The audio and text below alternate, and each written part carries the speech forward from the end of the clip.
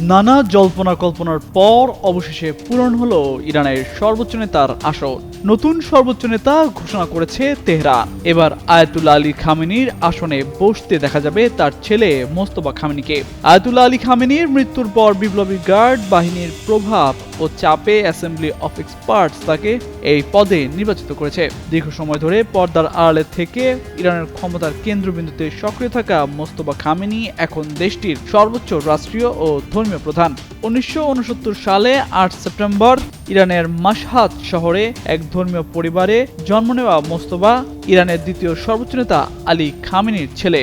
1987 সালে মাধ্যমিক শিক্ষা শেষ করার পরপরই তিনি আইআরজিসিতে যোগ দেন এবং ইরান-ইরাক যুদ্ধের শেষ পর্যায়ে অংশগ্রহণ করেন।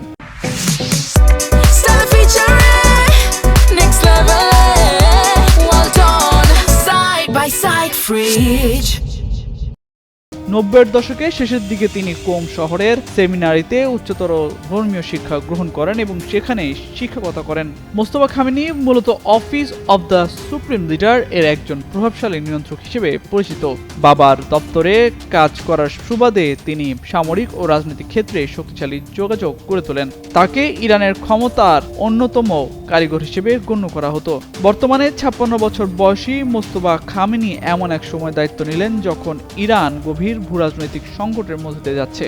দীর্ঘদিন বাবার ছায়া থেকে পর্দার আড়ালে কাজ করলেও এখন থেকে তাকে প্রকাশ্যে ইরানের রাষ্ট্র পরিচালনার দায়িত্ব পালন করতে হবে। তবে বর্তমান পরিস্থিতিতে অব্যাহতভাবে হামলা চালিয়ে বাবা আয়াতুল্লাহ আলী খামেনি হত্যার প্রতিশোধ তিনি নেবেন কিনা এটাই এখন দেখার বিষয়।